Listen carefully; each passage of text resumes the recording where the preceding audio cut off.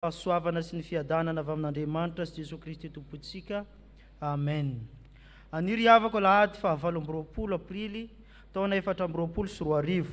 Alahady fa 4 manaraka ny Pasika, izay amaram-panana antsika ny lohahevitra manao hoe manazava ny mpininy Tompo. Ny mpanazava no hitarika antsika ao anatin'izao fanompoam-pivavahana izao.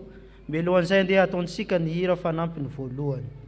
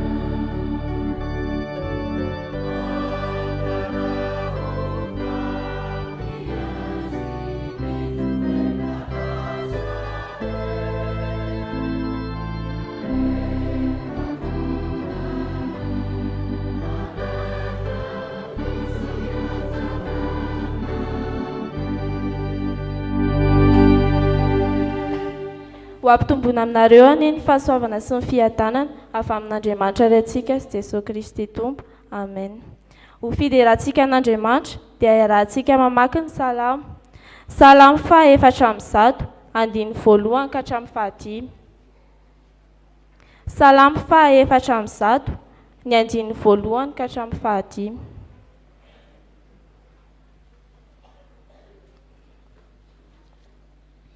Rehefa hita izany dia ho vakitsika miaraka amin'ny anaran'ny Tompo manao hoe: misarany Jehovah ary fanahiko, Jehovah Andriamanitra lehibe indrindra ianao, fa mirapiratana sy voninahitra ny mitafy mazava tahaka ny lamba izy, ary mamelatra ny lanitra tahaka n'ilay, ary mametaka ny rerendrian'ny trano amin'ny rano, sady manao ny rahona matevina ho kalesany, ka mandeha amin'ny helatry ny rivotra, ary manao ny sy ny lelafo mpanompony. Nanorina ny tany tambony fanorenana izy, mba tsy etsea mandrakizay doria. Amen. Ataontsika ny hira 1:7 ny andiny voalohany sy fahatelo.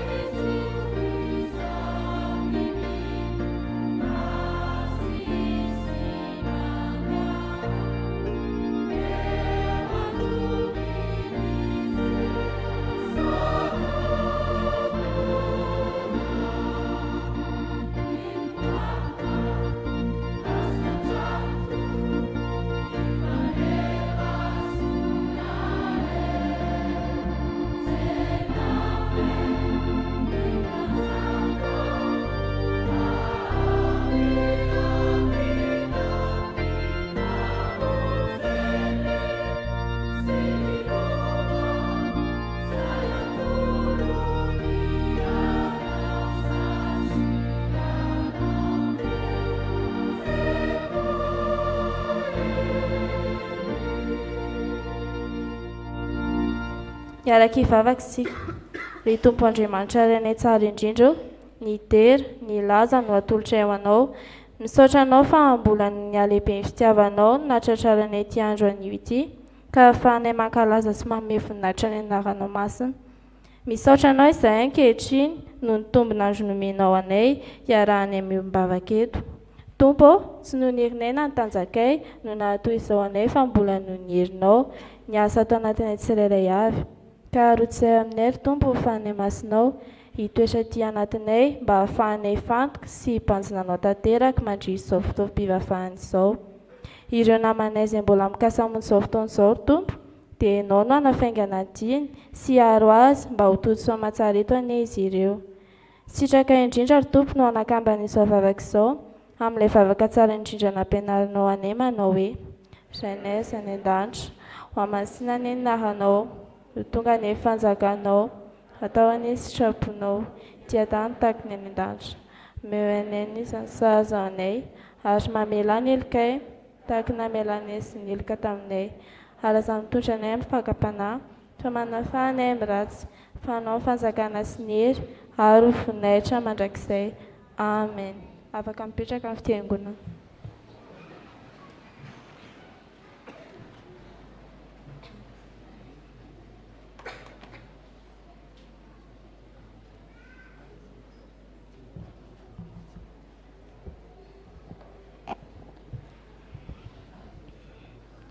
Tonga eto amin'ny anjaran'ny ankizy sy ny tanora isika ka mangataka ny tanora sy ny ankizy rehetra mba hitsangana.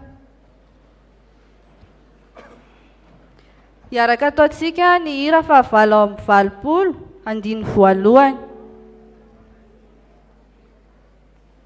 Valo sy valonjato azafady. Andiny voalohany.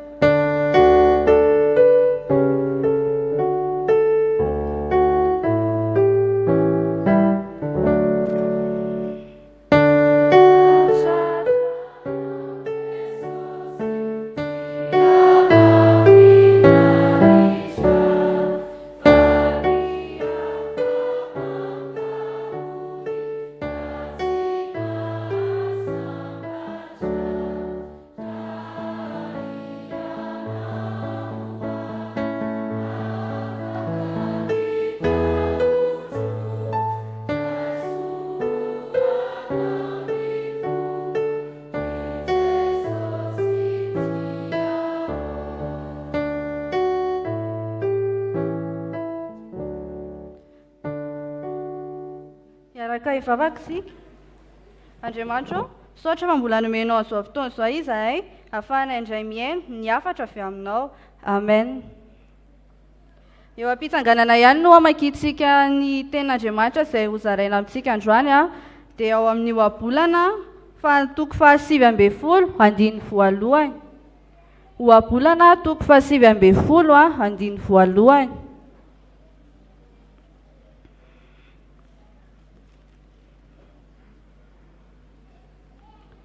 Rehefa hitantsika dia araka hovakintsika amin'ny anaran'ny Tompo. Fa tsy tsara raha tsy manam-pahalalana fanahy ary izay miezaka mosalahy dia ho diso lalana. Ohabolana toko fahasivy ambin'ny folo andiny faharoa. Tsy tsara raha tsy manam-pahalalana ny fanahy, tsy manam-pahalalana fanahy ary izay miezaka mosalahy dia ho diso lalana. Amen. Afaka mipetraka. Ny tantara kelintsika androany dia tantaran'ny Koto. I Koto dia mpanadio fiaramanidina ny asany. Dia rehefa teo ampanaovana ny asany izy dia nahita boky. Dia nozy izay mahaliana izany boky izany fa aleo vakiako. Dia lohatenin'ilay boky dia hoe ahoana ny atao raha mpanidina fiaramanidina ho an'ny olona vao manomboka tapany voalohany.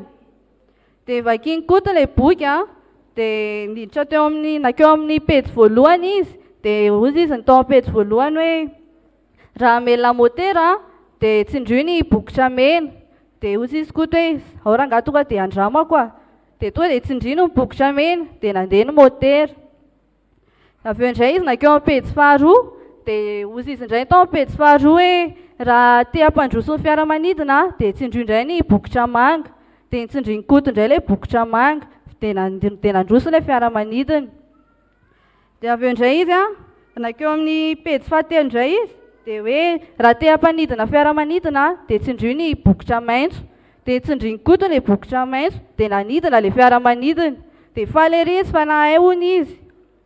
Dia afaka fefakady teo izy dia hoe afa-po rangahy za aleo amin'izay ako hidina amin'izay. Dia nakeo amin'ny pejy fahaefatra indray izy dia hoe raha te hampidina ny fiaramanidina indray dia vidio eny amin'ny famarotam-boky akaiky anao ny tapany faharoa. Dia teo Koto voasahirana. Dia tapitra hatreo ny tantara dia niavatra kely ho antsika androany tsara raha ampitomboina foana ny fahalalana izay azontsika fa aza maikamaika no ahay. Dia ho antsika mpianatra sekoly alahady rehefa vita ny fianarana sekoly alady teo aloha dia miroso eo amin'ny kilasy manaraka indray fa tsy mijanona eo. Dia rehefa vita ny fianarana sekoly alady dia miditra teko maina indray dia ampitombona any anaty sampana indray ny fahalalam-panahy azontsika. Dia averintsika vakina indray ilay teny teo izay hita amin'ny ohabolana toko 720 andiny faharoa. Tsara sy manam-pahalalana fanahy. Amen. Dia mbola iraka hivavaka isika. Tompo, misaotra fa mbola nampianarinao izahay fa tsara raha ampitombona foana fahalalam-panahy anananay. Dia izany vavaka izany Tompo dia ataonay amin'ny anaranao irery ihany. Misaotra ray amen. Fanandriamanitra irery voninahitra.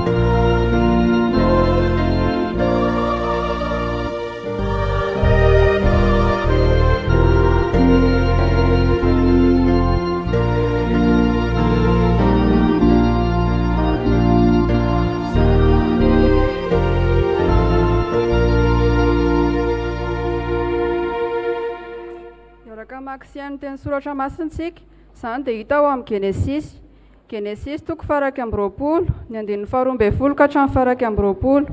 Genesis toko faraky amby roapolo ny andininy faharoa ambin'ny folo ka hatramin'ny faraky amby roapolo amin'ny anaran'i Jesosy.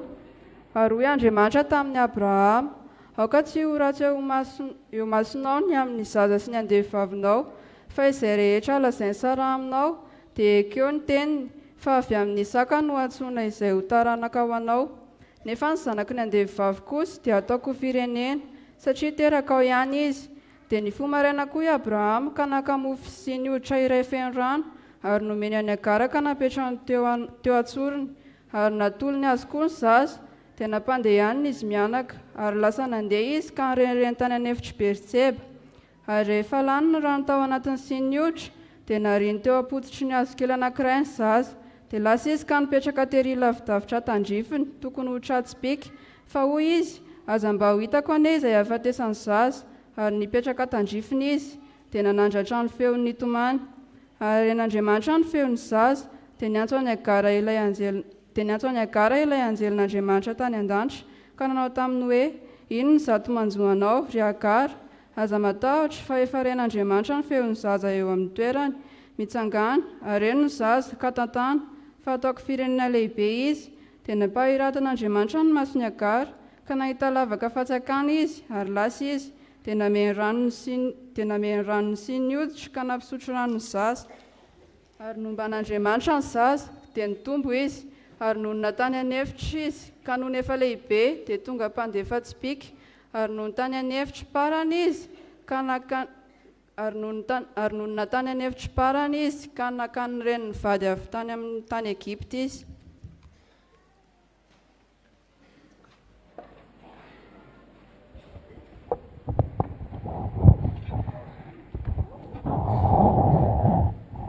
Hébreu toko faharoa ambin'ny folo andiny fafito ka hatramin'ny faraika ambin'ny folo. Hébreu toko faharoa ambin'ny folo andiny fafito ka hatramin'ny faraika ambin'ny folo. Vakiko amin'ny anaran'ny Tompo, fa maizana ny antony aretanareo. Andriamanitra mitondra anareo tahaka ny zanaka. Fa aiza moa izay zanaka tsy fahaiziny drainy?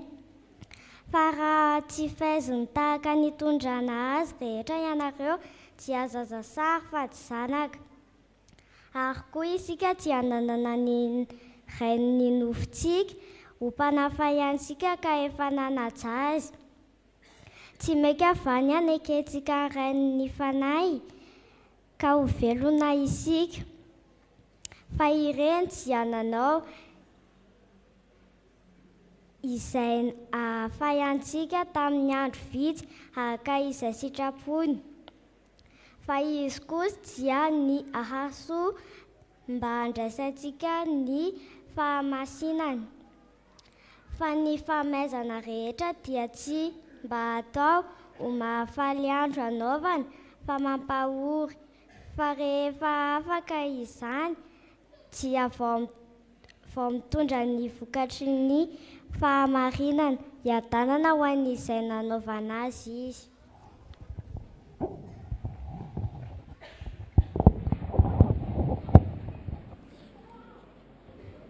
Filazantsara araka ny Matio 7:10 ny andiny 13 ka hatramin'ny 15. Matio 7:10 ny andiny 13 ka hatramin'ny 15. Rehefa hitantsika izany dia eo am-pisanganana no mankina azy. Amin'ny anaran'ny Tompo, ary tamin'izany dia nisy zazakely nentina teo amin'i Jesosy mba hametrahany tanany sy hivavahany ho azy, fa ny mpianany ny teny mafy ireny.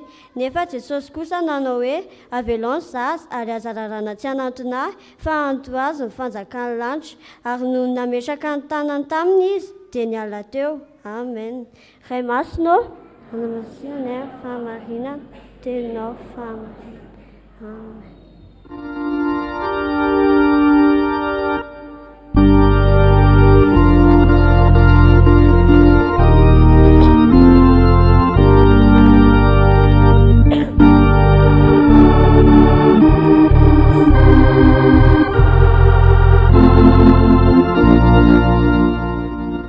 Kivavaka isika. Andriamanitra, misaotra anao izay efa mbola nomenao iny teninao iny. Misaotra anao izay efa mbola nomenao fotoana ahafahanay mihaino teninao. Ka raha hihaino teninao ary izay dia aoka izany mba hoentinay miaina amin'ny fiainanay tokoa fa tsy hoenoinay fotsiny. Dia ny mpanomponao izay hitory ny teny dia ampio izy mba izay sitraka ao no lazainy. Misaotra ray eo. Amen.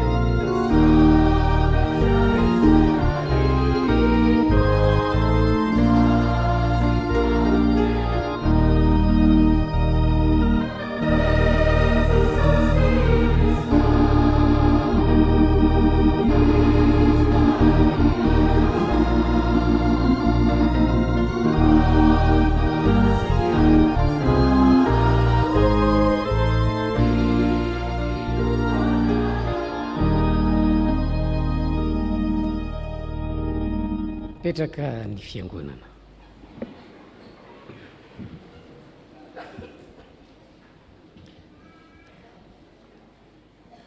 Genesisy 1:20. Genesisy 1:20 ny andininy 2:20 ka hatramin'ny andininy 2:20 izay efa novakiana tamintsika teo no angalatsika ny afatry ny tenin'Andriamanitra.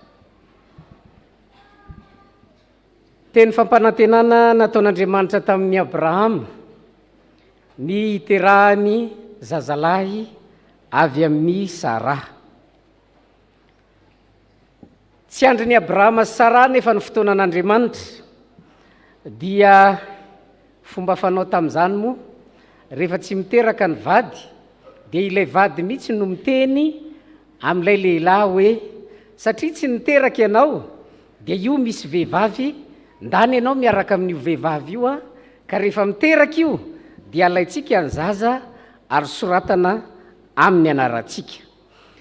Tsy nandry ny fotoanan'Andriamanitra i Abrahama sy Sara dia izay no nahatonga ny Sara niteny tamin'ny i Abrahama mba hiaraka tamin'ny Agara mba hahazahoan'izy ireo zanaka. Dia niteraka izy moa ny anaran'le zaza nateraka tamin'ny Agara? Niteraka ny Ismael. No tonga ny fotoana taty aoriana dia tanteraka ny teny fampanantenana izay nataon'Andriamanitra tamin'ny Abrahama sy Sara dia niteraka any Isaka izy ireo. Isaka no zanaky ny teny fampanantenana. Faly i Sara rehefa teraka Isaka, ary rehefa mamaky hatrany am-boalohany ary tsika dia mahita fa niomehy i Sara, ary rehefa nomehy Sara dia nieritreritra koa izy hoe engane zay rehetra mahita n'ity zazy ity dia iomehy tahaka ahy, satria tanteraka ilay teny fampanantenana izay nataon'Andriamanitra taminy. Fa rehefa nijery an' Isaka, Ismael dia nomehy. Dia rehefa nomehy Ismael dia tezitra Sara. Dia hoy Sara hoe roahy io tamin'ny Abrahama. Nalahelo i Abrahama. Noho izay alahelo ny Abrahama izay dia sarotra taminy ny andefa ny androka any Agara sy Ismael hiala tao an-tranony. Kanefa ho Jehova hoe roahy ireo, eno izay tenenin'ny vadinao. Izay tenenin'ny vadinao araho, satria tsy io le zanaky ny teny fampanantenana fa Isaka izay ateraka ao tamin'ny Sara. Nanahirana ny toerana nisy an'i Abrahama, kanefa na dia tao aza nefa izany alahelon'ny Abrahama zany nampionina ny Abrahama Andriamanitra, ka niteny tamin'ny Abrahama hoe alefao izy fa ho atao tonga firenena lehibe Ismael, satria na dia tsy nanana an'le teny fampanantenana avy tamin'Andriamanitra Ismael dia misy fikasan'Andriamanitra kosa ny amin'ny fiainan'ny Ismael izany. Andriamanitra manatanteraka ny teny fikasany amin'ny olona. Andriamanitra manatanteraka ny teny fikasany amin'ny olona. Voalohany dia zao, miaino ny fitarainany. Miaino ny fitarainany. Ndeha moa jerentsika ny voalaza eo amin'ny 7:50. Iarahantsika rehetra mamaky ny 7:50 amin'ny anaran'ny Tompo. Ary ren'Andriamanitra ny feon'ny zaza.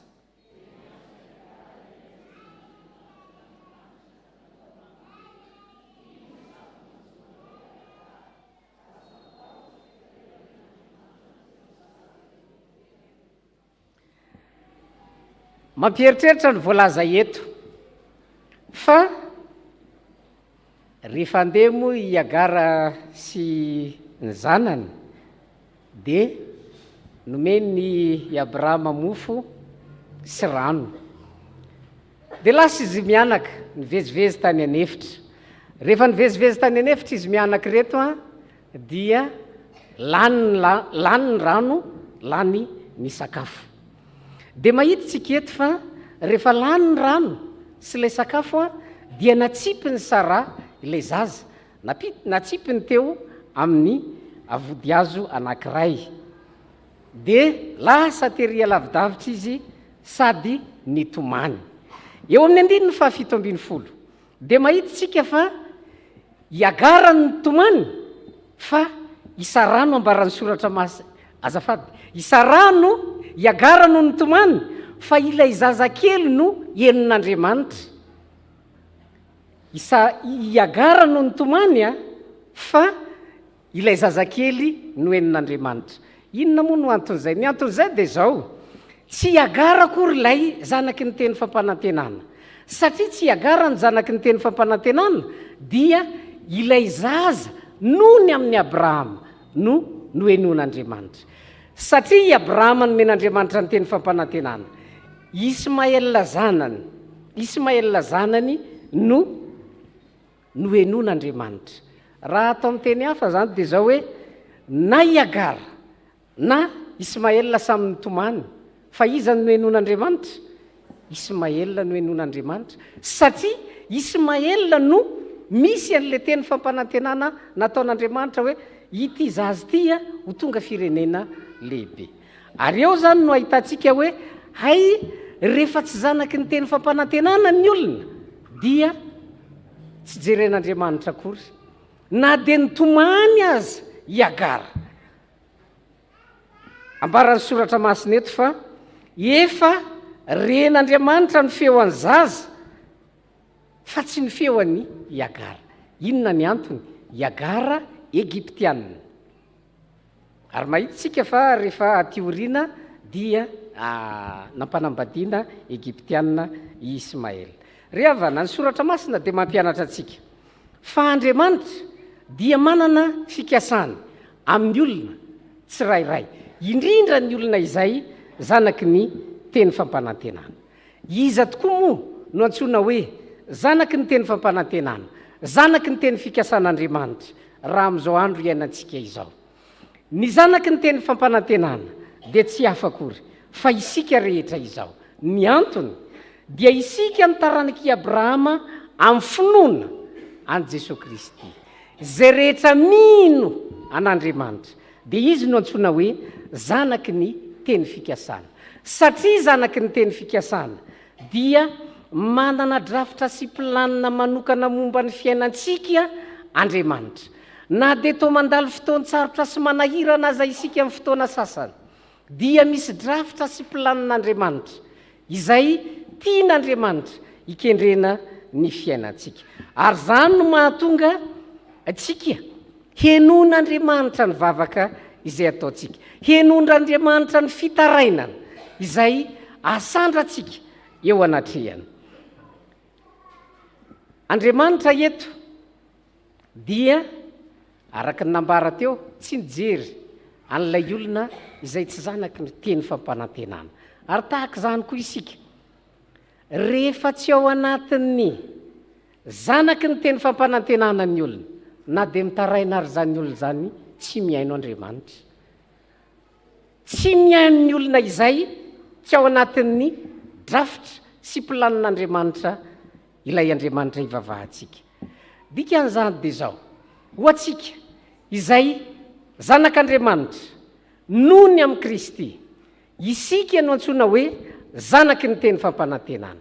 Satria zanaka natsangan'Andriamanitra isika dia isika no mandova ilay teny fampanantenana. Satria nandova ny teny fampanantenana isika, henoin'Andriamanitra ny feon'ny fitarainana izay asandratsika eo anatrehan'Andriamanitra. Ary eo no ampahatsiahivana antsika indray.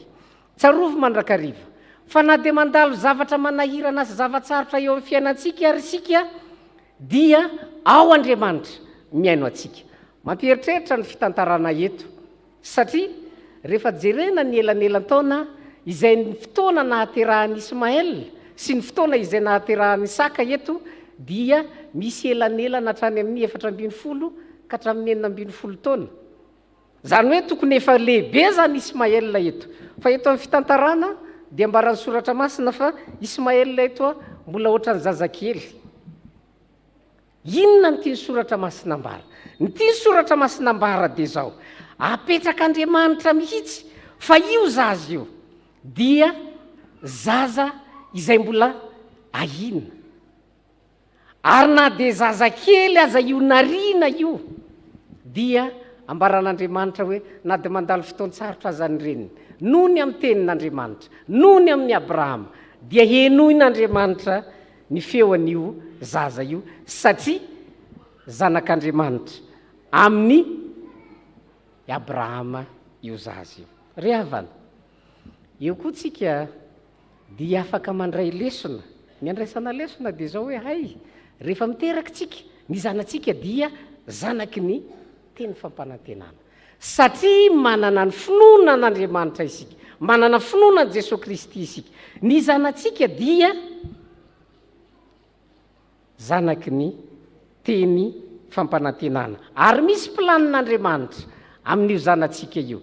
Isika no ndraindray malahelo sy marary noho ny amin'ny zaza io, fa naninona tokoa moa io zaza io no mandalo fahasahiranana sy olana maro samihafa. Raha mijery ny any Iagara sy Ismael leto dia ahoana tokoa moa zany no eritreretina hoe zaza kely mbola voatrotrona, very hevitra ny reniny na tsipy ilay zaza. Ary ny teny mihitsy aza Iagara hoe tsy tiako izy ny ahita ny ahafatesany zanako, tsy tiako no ahita ny ahafatesany zazakely. Ny antony navelan'Andriamanitra nandalo an'izany izy mba hahafahan'Andriamanitra mampahafantatra any Iagara fa tsy nohony amin'ny ataony akory no mampety ny fiainan'io zaza io, fa nohony amin'izy, nohony amin'Andriamanitra. Andriamanitra manana drafitra, Andriamanitra manana planina mazava ny amin'ny fiainan'ny zanany, indrindra ny zanaky ny mpanompony. Tsarovy mandrakariva riavana, ny zanatsika dia zanaky ny finoana. Satria zanaky ny finoana, Andriamanitra no miahy sy mikarakara azy. Andeha moa jerentsika ny filazantsara araka ny Matio 7:20 izay efa novakina tamintsika teo. Matio 7:20 ny andininy 4:40. Matio 7:20 ny andininy 4:40. Iarahantsika rehetra mamaky amin'ny anaran'ny Tompo. Nefa Jesosy kosa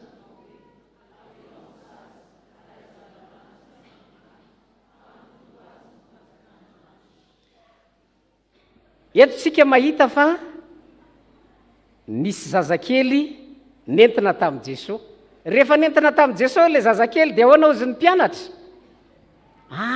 Manelingelina an' Jesosy, aza hoentina any amin'i Jesosy zany io, fa manahirana an' Jesosy. Dia ahoana ho Jesosy? Avelao ny zaza anatonahy, aza rarana, fa antoazy ny fanjakan'Andriamanitra. Ndraindray tokoa misy fomba fisainana izay milaza fa ny zaza dia tsy manana anjara, ny zaza dia tsy isan'ny olona izay handray an' Jesosy, ary raha azo atao aza dia ailika lavidavitra fa manelingelina. Ny soratra masina eto dia mampianatra atsika i Jesosy mihitsy no miteny hoe avelao ny zaza anatonahy. Dikan'izany dia zao, ny zaza dia mendrika handray ny inona moa le antony nitondrana an'ilay zaza teo amin'i Jesosy? Entina eo amin'i Jesosy hametrahany tanana sy ivavahany, hametrahany tanana sy ivavahany.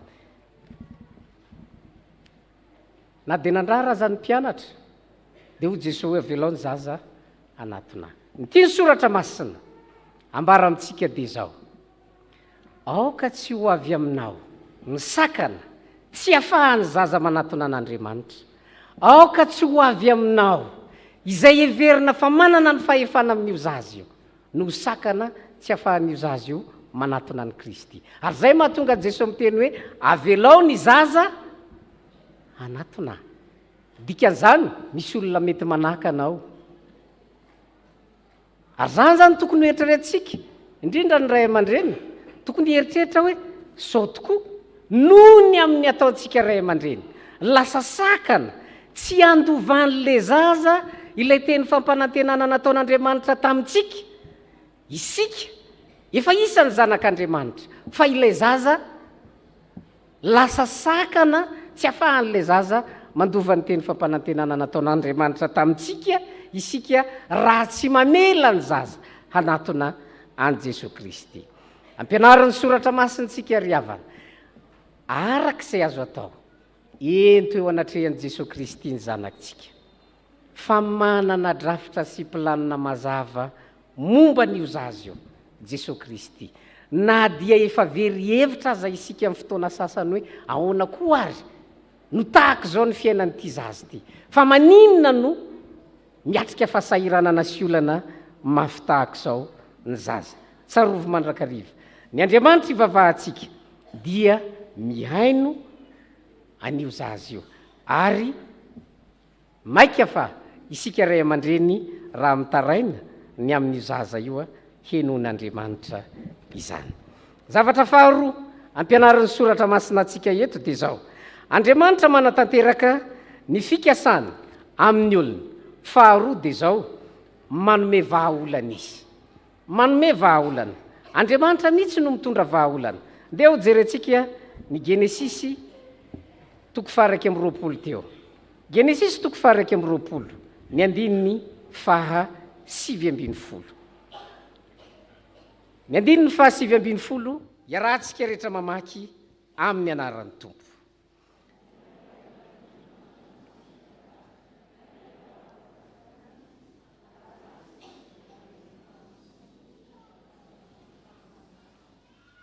Ambaran'ny soratra masina eto fa nampahiratin'Andriamanitra ny mason'ny Agara dia nahita fantsakana izy dia nameno ny rano, nofenono ny rano ilay siny izay nampitondrain'ny Abrahama azy, ary tsy vitan'izay fa nampisotroany rano ny zaza.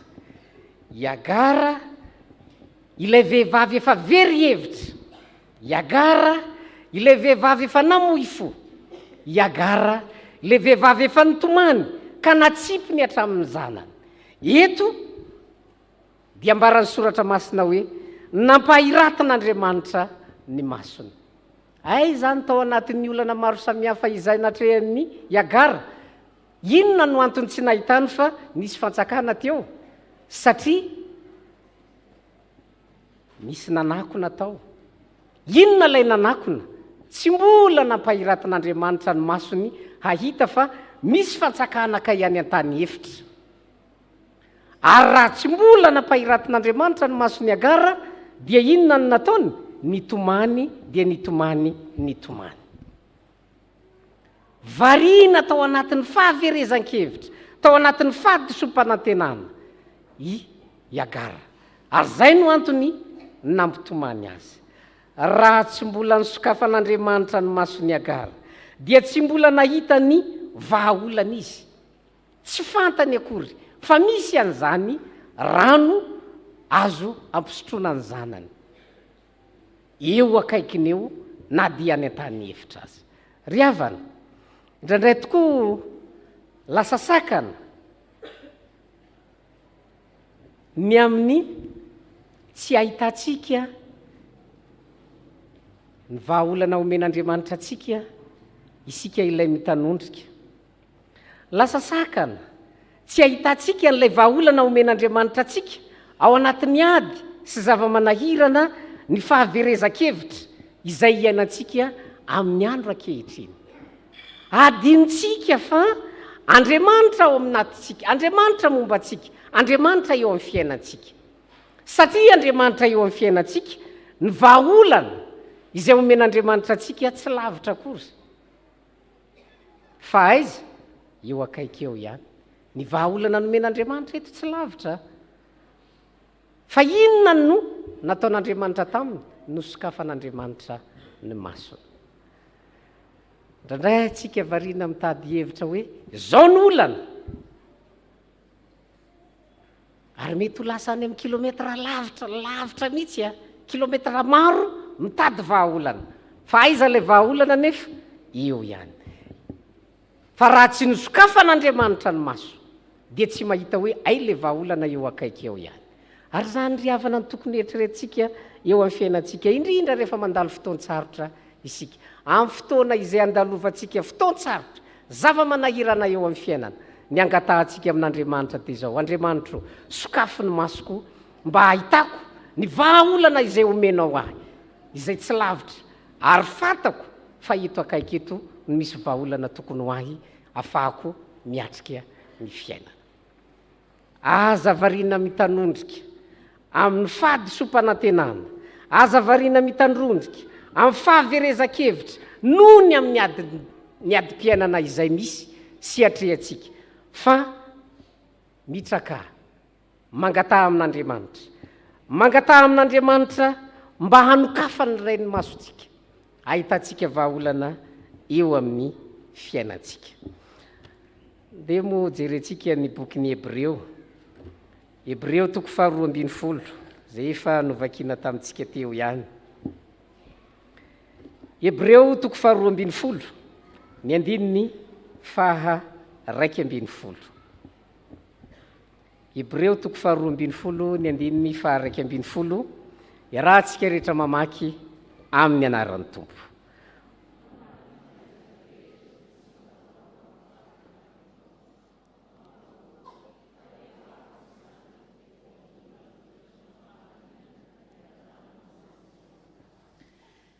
Fa ny famaizana rehetra dia tsy mba atao mahafaly andro anaovana fa mampahory, fa rehefa afaka izany dia vao mitondra ny vokatry ny fahamarinana hiadanana ho an'izay nanaovana azy izy. Ny soratra masina eto dia miteny hoe ay misy fotoana mandalo famaizantsika. Fa maninona no mandalo famaizana? Satria zanak'Andriamanitra. Amin'ny maha zanak'Andriamanitra atsika, ahitsin'Andriamanitra isika, anarin'Andriamanitra isika, ary zay fananara nataon'Andriamanitra izay, mafy zay. Eo amin'ny fiainantsika misy fotoana dia faizin'Andriamanitra isika, noho ny tsy fankatoavana. Mafy ny famaizan'Andriamanitra, mafy ny famaizan'ny ray. Ary zay kay mahatonga atsika mandalo fotoan-tsarotra. Ary zany koa no ampahatsiva ny soratra masina hoe rehefa tonga izay fotoana izay, ekeo andalo eo amin'ny fiainanao zay, fa ho avy ny andro izay hanomezan'Andriamanitra anao fiadanana noho ny amin'io fanekenao ay tokoa tsy mety ny nataoko teo anatrehan'Andriamanitra, na hitsin'Andriamanitra, nanarin'Andriamanitra, ny faizin'Andriamanitra, ankehitriny kosa iverina amin'Andriamanitra, hatoky an'Andriamanitra, ary rehefa matoky an'Andriamanitra dia omen'Andriamanitra ilay fiadanana. Ary zany no ampianariny soratra masina atsika. Jereo fa raha nandalo an'izany fotoan-tsarotra zany Ismael, dia mahita tsika fa taty aoriana lehibe Ismael, ary rehefa lehibe izy dia ambaran'ny soratra masina fa nakana vady, ary no tanterahan'Andriamanitra taminy ny teny fampanantenana rehetra izay nataony. Zanak'Andriamanitra isika, ka tsy mieritreritsika hoe amin'ny fotoana, amin'ny fiainantsika manontolo dia olona milamina sy tsy misy olana mihitsy eo amin'ny fiainana, tsia. Tsy zany ny fomba fisainan'ny soratra masina, fa ny fomba fisainan'ny soratra masina dia izao: misy fotoana amin'ny maha zanak'Andriamanitra atsika, anarin'Andriamanitra isika, ahitsin'Andriamanitra isika, averin'Andriamanitra ao aminy, ary rehefa tafaverina ao amintsika dia tanteraka ilay fahamasinana sy fiadanana izay andrasan'Andriamanitra amintsika. Raha atao amin'ny teny hafa zany dia zao hoe ny antony olana sy fahasahiranana eo amin'ny fiainantsika mba hiverenantsika amin'Andriamanitra. Ary rehefa tafaverina amin'Andriamanitra isika dia tonga amin'ny tanjona izay nikendren'Andriamanitra atsika isika, ary tanteraka eo amin'ny fiainantsika ny fiadanana. Eto am-pamaranana ary izao no afatra izay omena atsika. Andriamanitra dia manatanteraka ny fikasany amin'ny fiainantsika tsirairay. Misy fikasan'Andriamanitra eo amin'ny fiainanao, misy fikasan'Andriamanitra amin'ny fiainantsika tsirairay reto, satria zanak'Andriamanitra isika. Ahoana ny fomba natanterahan'Andriamanitra an'izay? Mihaino ny fitarainantsika izy, mihaino ny fitarainantsika izy. Fa ny andrasan'Andriamanitra amintsika kosa dia zao: aza miala amin'ny teny fampanantenana nataon'Andriamanitra tamintsika. Nahititsika teo fa i Agara tsy mba noenon'Andriamanitra, fa Ismael no enon'andriamanitra satria misy planin'andriamanitra eo amin'ny fiainan'ny Ismaël. Tahaka zany koa isika, zanaky ny teny fikasana isika noho ny amin'ny finoana an Jesosy Kristy. Tandremo so miala amin'ny finoana, fa raha miala amin'ny finoana ianao dia tsy miaino anao Andriamanitra na dia mitaraina azy. Ka mba hahafahan'Andriamanitra miaino atsika dia azony mandrakariva ny teny fampanantenana ary ekeo amin'ny finoana ny planin'Andriamanitra eo amin'ny fiainantsika. Zavatra faharoa ampianarin'ny soratra masina antsika dia izao: Andriamanitra manatanteraka ny teny fikasany amintsika, manome vahaolana antsika izy. Ao anatin'ny zava-manahirana, zavatra sarotra sedraitsika dia mety ho very hevitsika na izany aza tsarovo mandrakariva fa zanak'Andriamanitra isika. Zanak'Andriamanitra noho ny amin'ny finoanan'i Jesosy Kristy. Satria zanak'Andriamanitra isika, tsy mahafoy atsika Andriamanitra. Omen'Andriamanitra vahaolana amin'izany zava-manahirana sy sarotra mandalo eo amin'ny fiainantsika izany isika. Ary ny vahaolana izay omenantsika dia vahaolana mitarika atsika amin'ny fiadanana, satria izany no tanjon'Andriamanitra eo amin'ny fiainantsika. Ny tompo ane ho ao amintsika mandrakariva amin'ny alalan'ny asan'ny fanahy masina izay miasa ao anatitsika mba hahafahantsika miazona mandrakariva ny finoana ka ahatonga ny vahaolana izay omeny tompo atsika tsy ho very fa ho eo amin'ny fiainantsika mandrakariva ary hitatsika sy azotsika raisina ho amin'ny fiainantsika, hitarika atsika ho amin'ny fiadanana izany vahaolana omeny tompo atsika izany. Ho an'Andriamanitra irery ny voninahitra. Amen.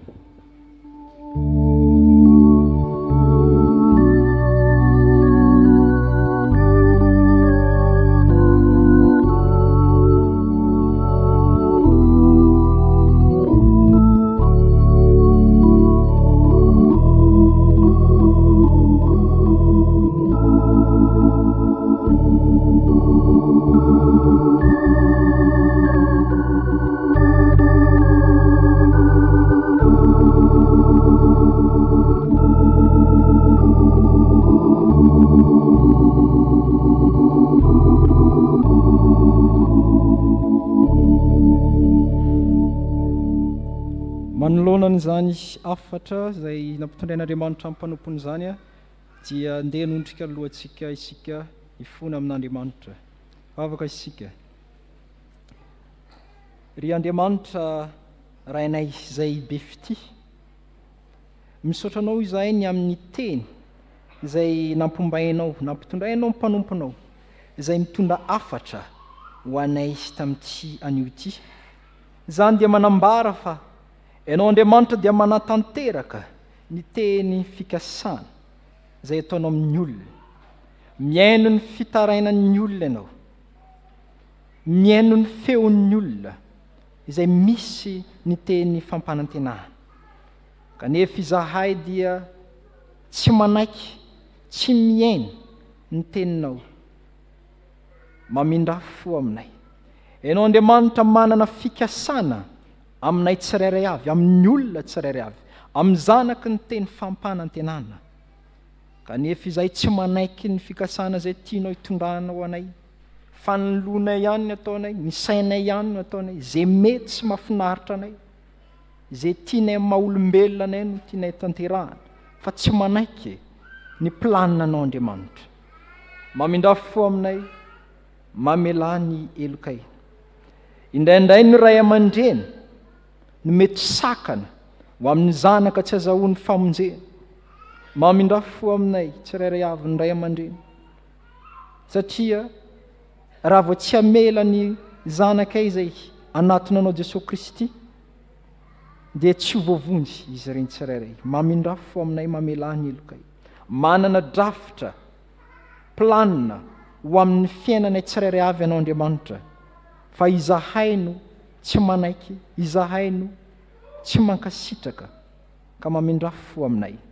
Ary ao anatin'izany koa dia Andriamanitra manatanteraka ny teny fikasany amin'ny olona ianao, sady manome vahaolana.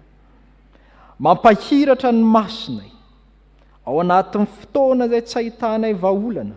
Eo ianao Andriamanitra manome vahaolana ary tsy lavitra fa eo akaiky eo ihany.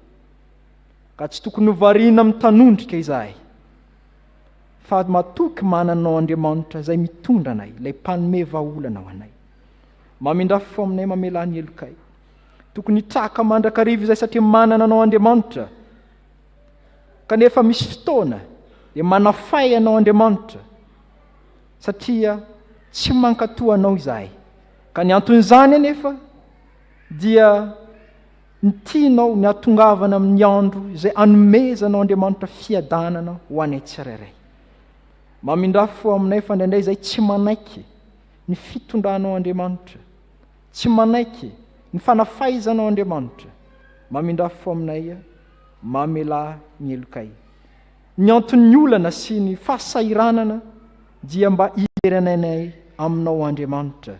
Fa indraindray zany dia tsy tsapanay fa lasa fanomezan-tsiny no miasa ao anatinay. Ka mamindrafo aminay noho ny aminarinao Jesosy Kristy Tompo. Amen.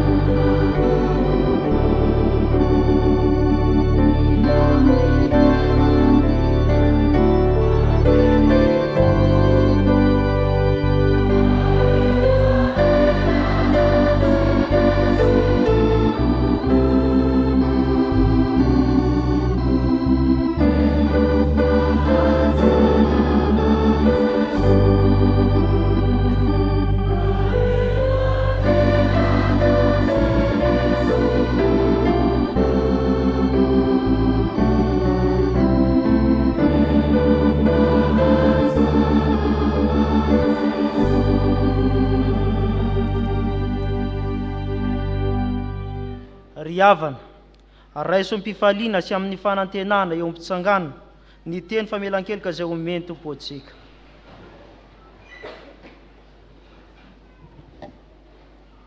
Hoy ny tompo, esory aminareo ny folendika sy ny fahavinirana sy ny fahatezerana sy ny fitabatabana sy fitenenan-dratra ary nonompo rehetra, ary oka samy alemy fanany amina maniavy ianareo ka ifampiantra sy ifamela helika tahaka ny namelan'Andriamanitra helikareo ao amin'ny Kristy. Mbary amin'ny anaran'ny tompo ry havako, fa voavela sy voafafa ny helikareo midy eran'ny tompo. Amen.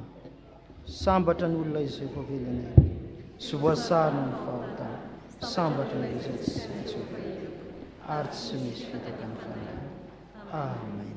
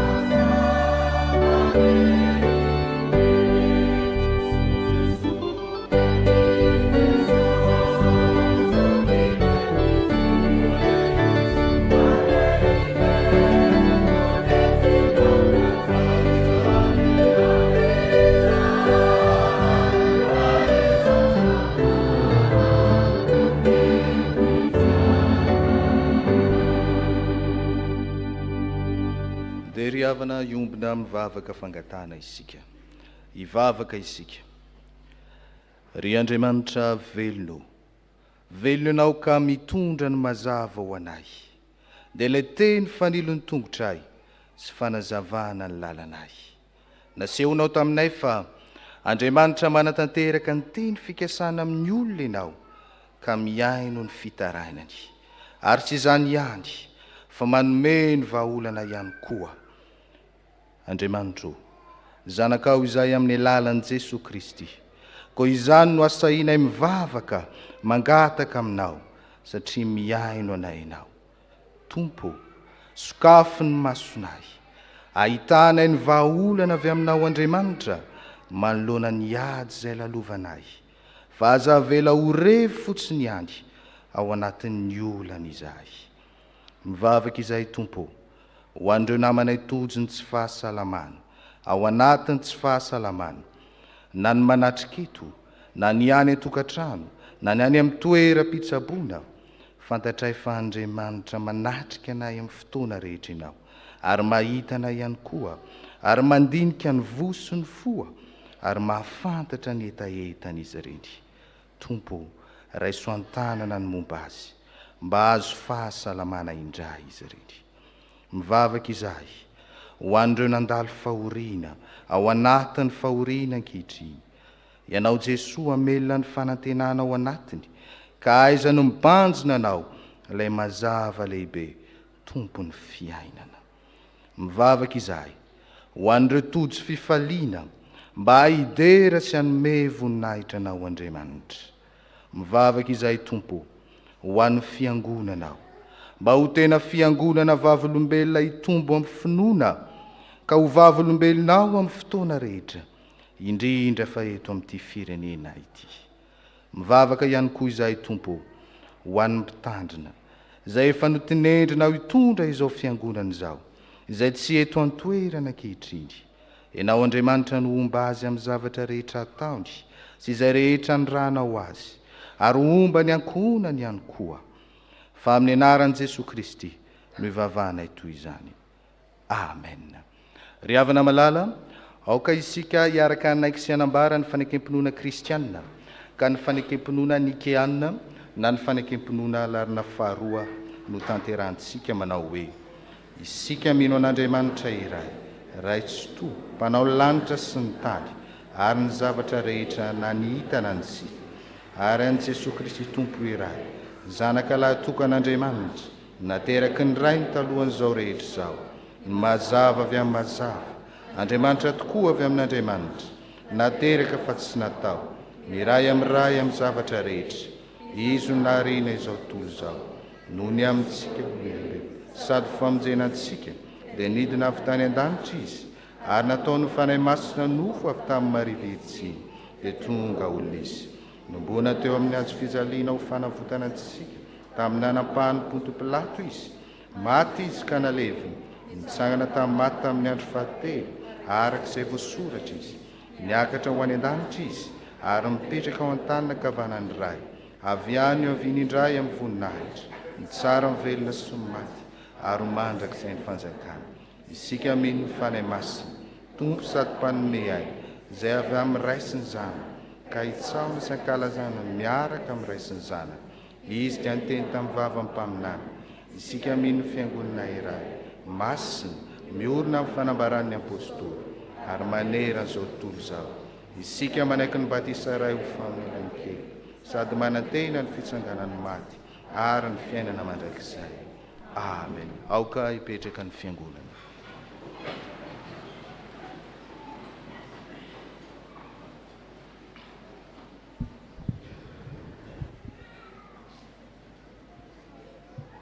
Ataontsika ny hira fa 370 tia zaza ny Jesosynay, ny andininy voalohany sy ny andininy faharoa dia hiakatra ety anoloana ireo ray aman-dreny izay hanolotra ny zanany.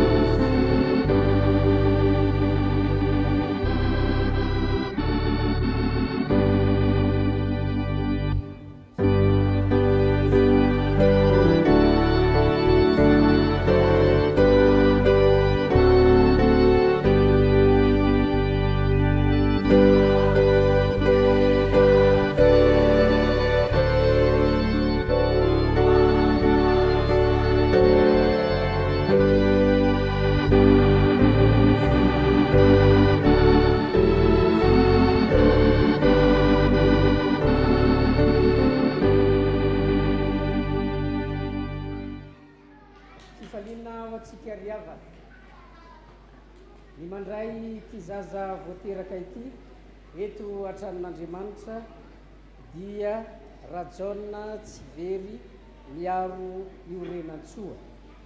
Izaho dia noho ny fanindray aman-dreny te hisaotra an'Andriamanitra tompony fahaveloma sy te handray fampaherezana eto anatin'ny fahampinana amin'ny zaza ity.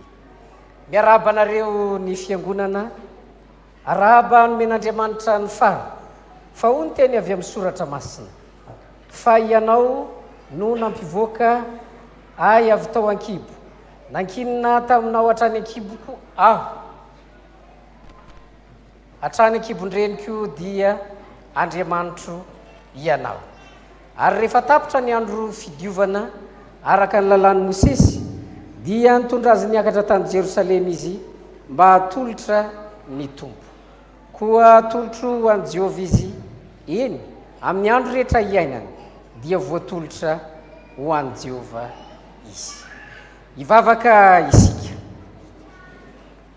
Ray eo, misaotranao zahay noho ny fanoloran'ny ray aman-dreny ity zaza ity eto anatrehanao, ary mankasitraka indrindranao noho ny famondraponao tsy miova amin'ny taranaka mifandimby araka ny fanekenao. Vavolombelony zany ity fianakaviana ity ka miara-miombona amin'ny mpifaliana eto anatrehan'ny fiangonana manontolo amin'izao fotoana izao. Andriamanitra ray mpamorona anay tokoa ianao, ianao zay miara-monina aminay amin'ny alalan'i Jesosy Kristy zanakao no mampiditra ity zaza ity hanampisan'ny fianakaviana sy ny fiangonana ary ny firenena. Koa meteza raha io hitany ray aman-dreny sy ny mpikarakara ianao azahoany hery atontosany ny asa fikolokoloana sy fanabeazana ity zaza ity. Ampanjakao an-tokantranony ity fianakaviana ity miteny sy ny fihetsika omban'ny fitahina amampitiavana mba atsapany izy ireo, atsapany fa eo amin'ny fiainany mandrakariva ianao ary miseho amin'izay rehetra ataony ny fanatrehanao. Toano fanahy mazoto ny ray aman-dreny mba azahoany manolotra ity zaza ity ho amin'ny sakramentany batisa amin'ny fotoana mahamety zany. Ity zaza ity koa ne tompo, tsy njovinao na mitoetra na mandeha na miditra na mivoaka, ary ankinina eo am-pelatananao ny androny manontolo mba hizorany amin'ny fahatahorana anao. Dia vozy isan'andro koa ny herin'ny fiangonana mba azahoany mampita amin'ny zanaka sy ny taranaka mifandimby ny fitiavana anao amin'ny fo rehetra sy ny saina rehetra ary ny fanahy rehetra. Ny anaran'i Jesosy Kristy zanakao no entinay mangataka izany. Amen.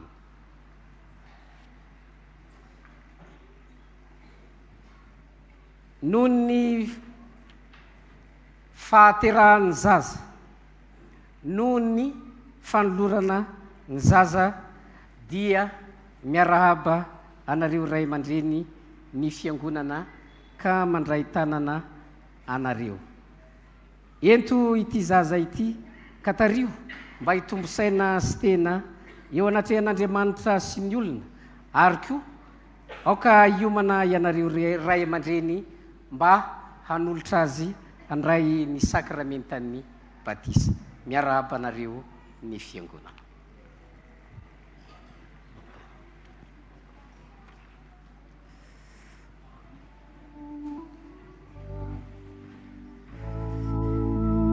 Tatsika ny andininy fahatelo amin'ny hira teo dia hiverina amin'ny toeran'izy ireo.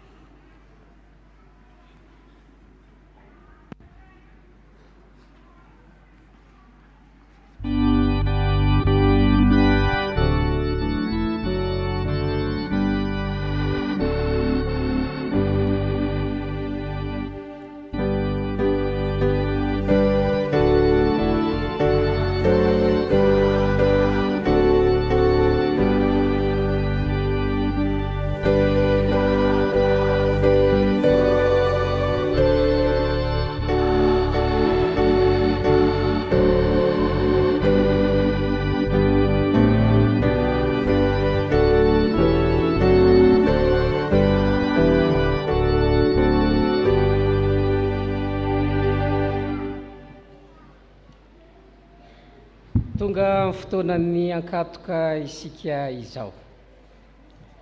Ivavaka isika.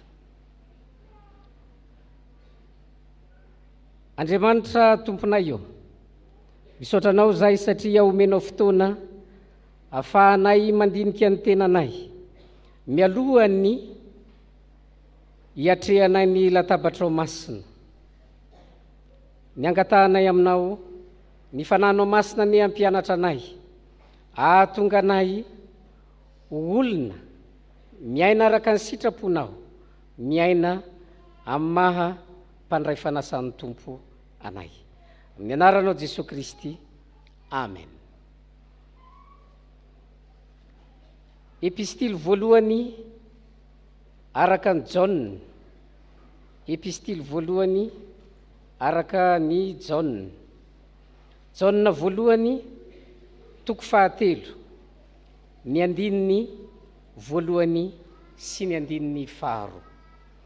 Jaune voalohany toko fahatelo, ny andininy voalohany sy ny andininy faharoa.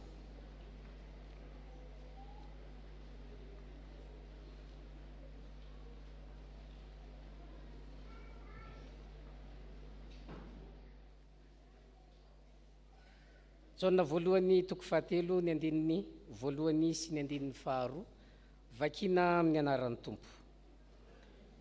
manahoana ny fitiavana nasehon'ny ray atsika dia ny antsony atsika hoe zanak'Andriamanitra sady izany tokoa isika. Fa noho izany tsy mahalala atsika izao tontolo izao satria tsy mahalala azy isika.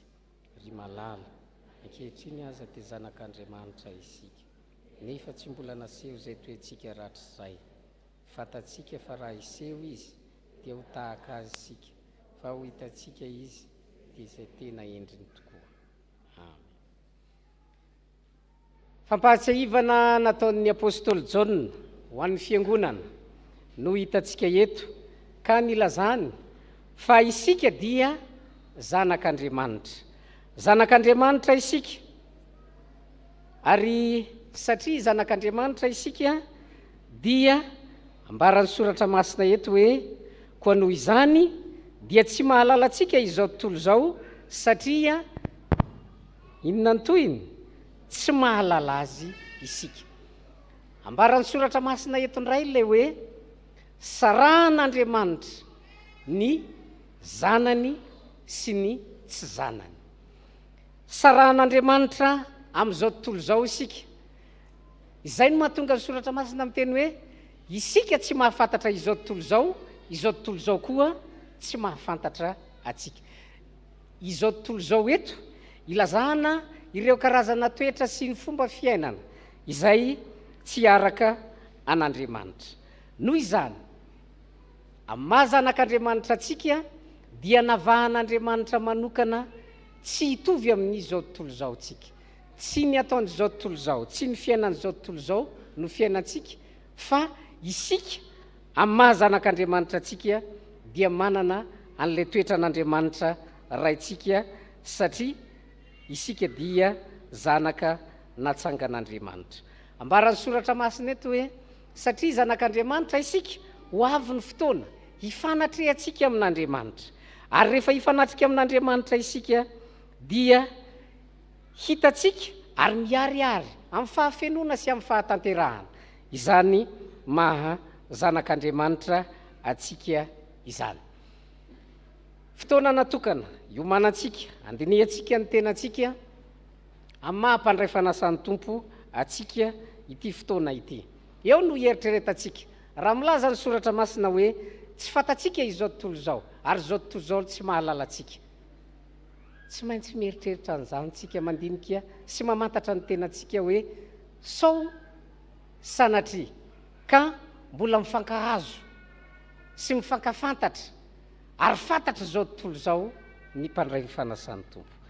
Hieritreritra an'izany tsika, andinika ny tenantsika amin'izany tsika, amantatra ny tenantsika isika ary hanomana ny foamam-panahintsika isika hiatrika ny latabatra masina amin'ny herin'ny tahaka izao ka hivavaka hanetri-tena eo anatrehan'Andriamanitra amin'izany isika. Hitsangana ny mpandray fanasan'ny Tompo rehetra.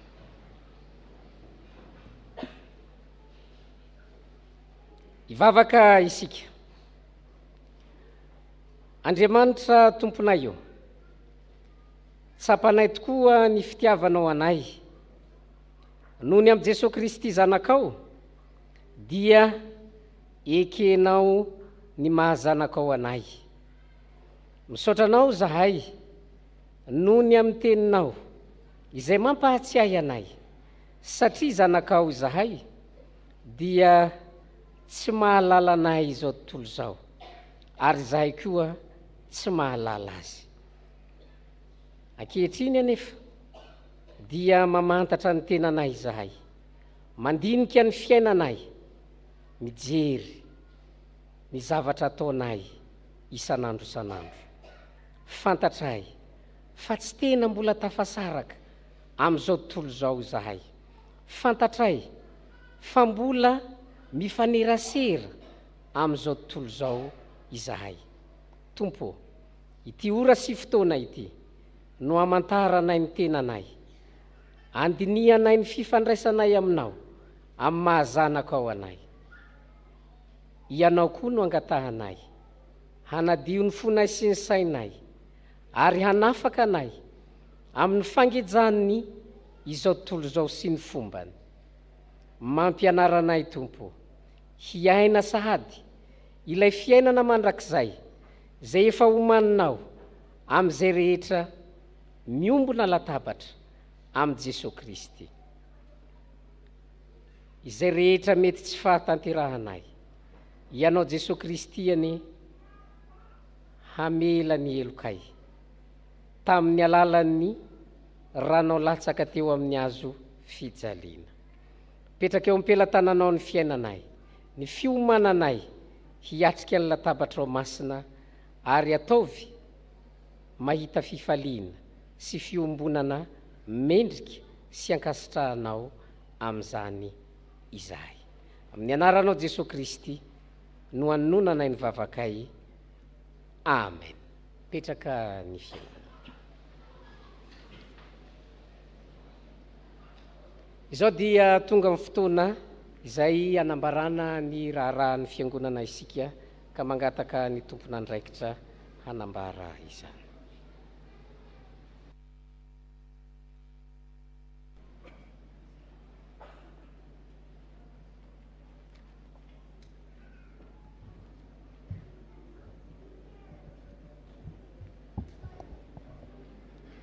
Ho aminareo izay eo amin'ny Kristy anie ny fiadanana. Jesosy namaly hoe tsy 12 va ny ora amin'ny indray andro. Raha misy mandeha amin'ny atoandro dia tsy mba tafitohina izy fa mahita ny fahazavany izao tontolo izao. Fa raha misy kosa mandeha amin'ny alina dia ho tafitohana izy satria tsy misy mazava ao aminy. Jaona 9:9 sy 10. Toy izao indray amin'ny vaovao iray tamin'izao maraina izao. Ny fiangonan'i Jesosy Kristy eto Madagasikara, Jobily fisotrondronon'ny filohan'ny FJKM, Dr Irako Andriamasoami, mpitandrina amin'ny vady, sy faha-70 taona mahampitandrina. Fa i Kristy no antony havelomako ary ny fahafatesana no ahazahoako tombony. Filipianina 2:1-20. Ezaka Tantsoroka Jobily. Misy anty boky volamena ity izay nozaraina isaky ny fitandremana dia anisany nahazo isika dia misy ny fanomezana zany atao anatin'ity boky ity sy teny mamy ho azy ireo dia asiana ny mombamomba antsika ihany koa ka izay manam-paniriana hanohana ny filohan'ny FJKM dia mandalo amin'ny Braony secrétariat. Misy ihany koa ny Rassemblement Militaire International Protestante izay atao any Frantsa ny 13 ka hatramin'ny 19 volana Jona ho avy izao. Koa isy ny fivoriana izay ho tanterahana mahakasika izany atao eto am-piangonana ny alatsinainy 7 volana Aprily manomboka amin'ny 4 ora. Ny fitsangatsanganana izay ataontsika ny lundi de Pentecoste dia atao eny Carillon. Ka ho fandaminana dia isy ny fandraisana anjarany tsirairay avy amin'izany ka 10 ariary isan'olona izany, izay aloha eo am-pisoratana anarana. Izay any anatin'ny sampana sy ny fikambanana dia ihany misoratra anarana, fa ny mpianakavin'ny finoana kosa dia ao amin'ny Braony secrétariat no misoratra anarana. Ny famohana ny mpitandrina dia ataony 17 volana Jolay ho avy izao. Misy anankitelo izy ireo dia Pasteur Xavier, Pasteur Mahery ary Pasteur Daniela izay zanaky ny fiangonana. Ny fandaniana mahakasika izany dia afaka raisintsika ao amin'ny Braony mpitandrina ho fanaonantsika azy ireo. Vaovao avy amin'ny sampana.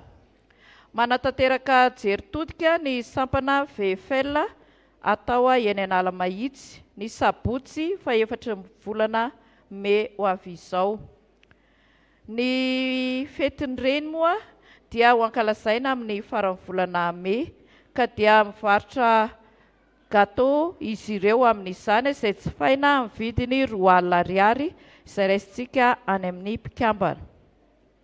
Ny sampana STK misaotra ny Braony fiangonana sy ny ray aman-dreny mpitandrina tamin'ny fanomezana lalana na ahafahan'ny sampana nanatotosa ny hika fiderana izay natao teny amin'ny palais des sports.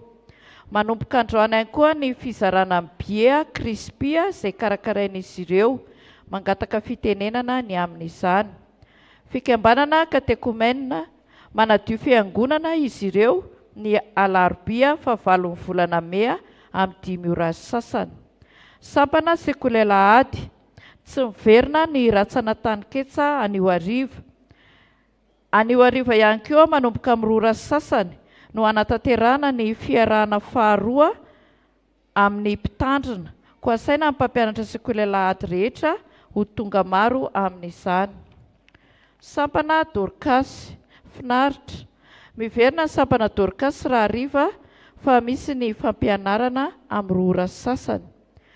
Mbola manentana antsika fiangonana fa ny voalohan'ny volana Mei izao no farafisoratana anarana amin'ny batisa faobea izay atao ny 7 volana Mei ho avy izao, koa manatona amin'ny birao mpitandrina izay anatanteraka izany.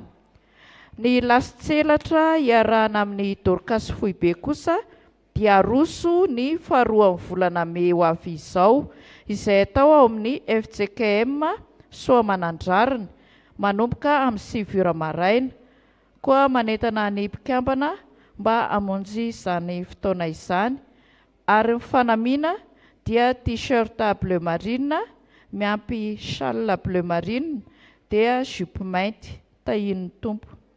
Ny Sampaty finaritra, manentana trany izahay ho fanohanana anay ny amin'ny fanjifana ny tapakila lunch party izay jifaina amin'ny vidiny R1,00, akoho gasy ny laoka amin'io. Ary izany tapakila izany dia afaka raisina any amin'ny kapea sy ny sakaiza. Ampatsahivana ihany koa ny ray aman-dreny sy ny biazina fa ho tanterahana ny voalohan'ny volana Mei izao ny grand jeu ny fivondronana. Ny andinindiny makasika izany dia ho alefa any amin'ny mpiandraikitra tsirairay avy. Tanteraka omaly ihany koa ny lasin'ny fivorimbe synodam-paritany izay natao teny Ambohidahy ka nandraisana anjara izay nazahoana ny laharana 7 mendrika teo amin'ny fientanana. Misaotra antsika fiangonana tamin'ny fanohanana. Totosa ny zoma fa 7 volana Aprily ka hatramin'ny Alahady fa 20 volana Aprily lasa teo ny rodorodo-paritany Tily Sampanamena izay nandraisan'ny fivondronana anjara. Toy izao ny momba izany, alavirana 90 kilometра eo natao atongotra, mpandray anjara 250. Ny tao anatin'ny faritany izany dia 250 ny fivondronana nandray anjara izay nahazoantsika ny laharana 7. Ny loka azo tamin'izany dia angady anankiray dia médaille de bronze ary formation prise de son. Ankasitrahana isika ray aman-dreny KP fiangonana tamin'ny fanohanana ny zanatsika. Sampana Safif fiadanana ho anareo. Alahady 4 anio ka misy ny asa sy fampahirezana rehefa mirava ny fanompom-pivavahana. Ombanareo ane Andriamanitra. Izay indray vaovao iray tamin'izao maraina izao, voninahitra ho azy irery ihany.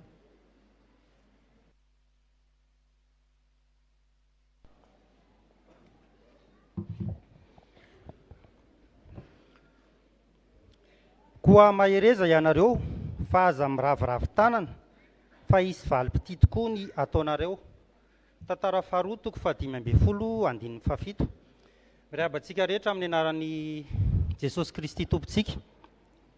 Toy ny fanao isan-taona fa nandrifindrindra amin'izao vanim-potoana ny volana Mei toy izao dia mikarakara opération presbyterienne ny sampana tanora kristianina eto amin'ny chapelle militaire Pahibe. Izany dia ho atao amin'ny 7 ny volana Mei ho avy izao, alahady amin'ny Pentecoste io. Ny dikan'izy moa zany le crispy chicken amin'ny teny français dia poulet croustillant façon KFC na akoho mikarepoka malefaka amin'ny fomba STK. Izay izy amin'ny teny malagasy. Ny STK moa zany dia fatatsika fa sampana tanora kristianina izay fivondronan'ny antsan'ny folo alin-da zay hitantsika eto amin'ny ilany ankavanana sy ny RFF na rantsana fialamboly fanatanjahantena. Angatahana izy ireo mba hitsangana na eny atoerana zay anaty sampana hafa any a tsangana vetivety sika. Ny atony ananganana azy moa zany dia mba ho hitantsika rehetra fa manja be ny zanak'Andriamanitra, tsy izay fotsiny fa efa hitantsika fa anatona antsika tsirairay avy eny ry zareo a hivarotra an'ilay billet amin'ny sarany 507 sy iray alina ariary monja. Poulet croustillant amin'ny fomba STK tsara matsiro, tadidinareo tamin'ny herintaona fa betsaka no nahazo fahafa-po koa todika kely ihany tsika dia samy matadidy aza tozy boatanana izy ireo rehefa manantonareo hivarotra billet, fa raha misy fahafahana dia manentana antsika anohana ny asa, ahafahana manohana ny asan'Andriamanitra, asa fanompoana mandritra taona ity. Tadidina zany dia alady amin'ny Pentecosta fa 7 ny volana May ny fizarana izany amin'ny sarany 17 500 ariary, misy tsiro anankiroa pimenté ho an'izay mazaka izany ary natura sura fa ho zakantsika rehetra zany. Ho an'Andriamanitra irery ny voninahitra. Saotra tompoko.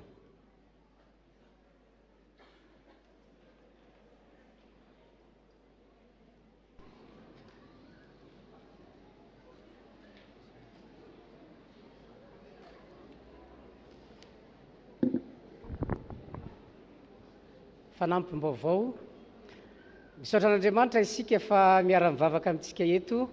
Ny filoha mpanampin'ny Brofoy be fitsika em Andriamatoa Razarasoa Timoty Mianakavy. Misaotra an'Andriamanitra noho ny amin'ny famanginareo ny fiangonana, miarahaba nareo izahay.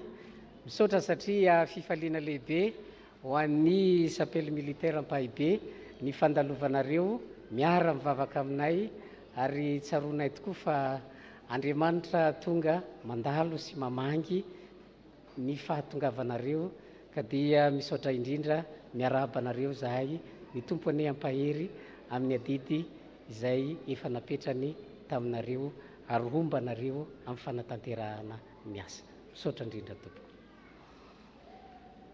Tanteraka omaly ny fifampiarabana taom-baovao izay nataon'ny tarika fanantenana, ka dia misaotra an'Andriamanitra amin'izany isika. Tanteraka omaly ihany koa ny fanamasinana ny fanambadin'ny reto namantsika ireto: Andriantaiatsoa Fiderana sy Ravelo Jaune Tsialonina Rivozo Heriniaina, mangataka azy ireo hitsangana. Mbola manao fety za. Ho tanterahana amin'ny alahady ho avy zao ny batisan'ny zaza Andrianiaina Manovosoa Itiel Aser, ny ray aman-dreny tokony Menjanahary Andrianiaina Fulgence sy Rabarivelo Lalaina Nirina. Mangataka anareo hitsangana. Reo zareo reo, eny tompoko, vavaka ho anareo ny fiangonana. Petraka tompoko. Hotokanana ho mpandray ity namantsika ity amin'ny alahady ho avy zao: Rakoto Mampianina Tiavina Hajaina. Mangataka azy androso ety anoloana.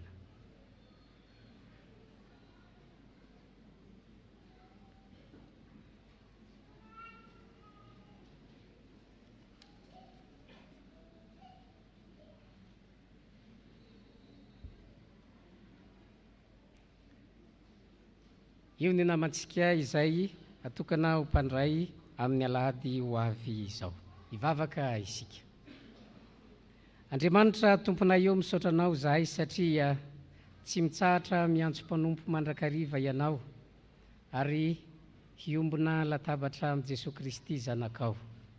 Fifaliana lehibe ho an'ny fiangonana izany ary mivavaka izahay ho an'izao zanakao izao. Ianao ane no hanomana azy amin'izany andro lehibe izany, hanala ireo olana sy sakana maro samihafa tsy hafahany mahatanteraka ny fanatonana anao. Petraka eo ampelantananao ny fiainana manontolo ombany herinao ny faniriny sy ny etaeta tsara ao anatiny ka ianao no atanteraka izany. Amin'ny anaranao Jesosy Kristy. Amen.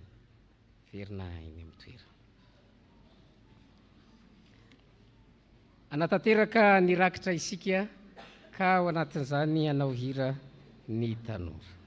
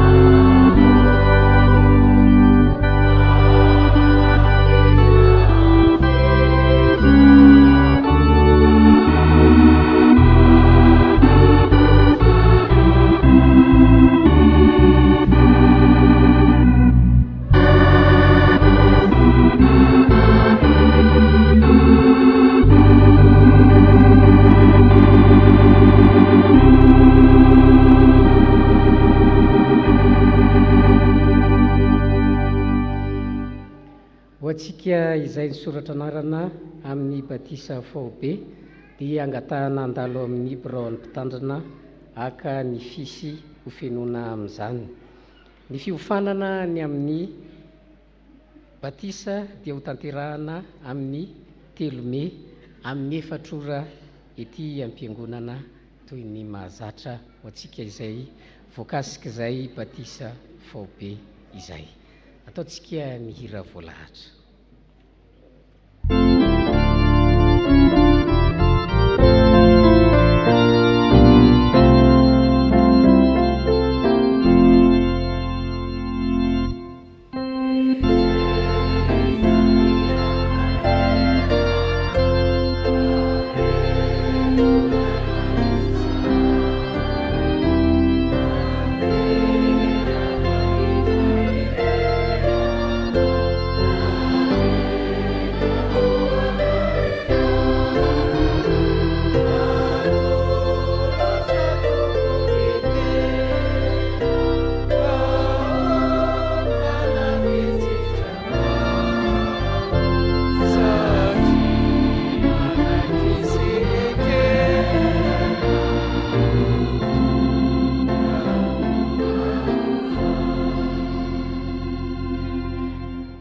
Raiso ny tsodrano izay tononona amin'ny anaran'ny Tompo.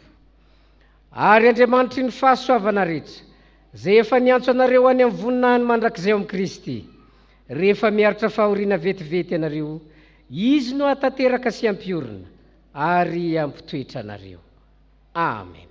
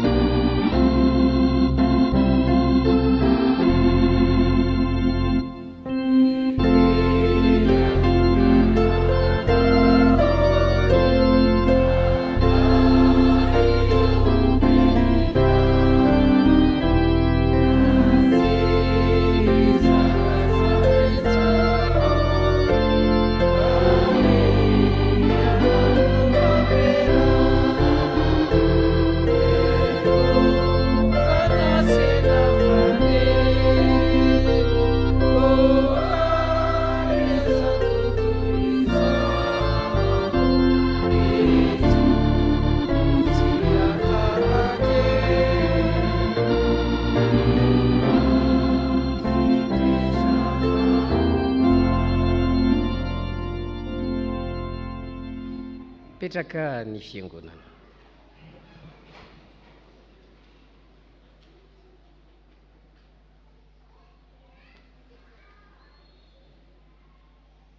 Ho an'Andriamanitra irery ny voninahitra amin'ny anaran'ny Ray sy ny Zanaka ary ny fanahy masina. Amen.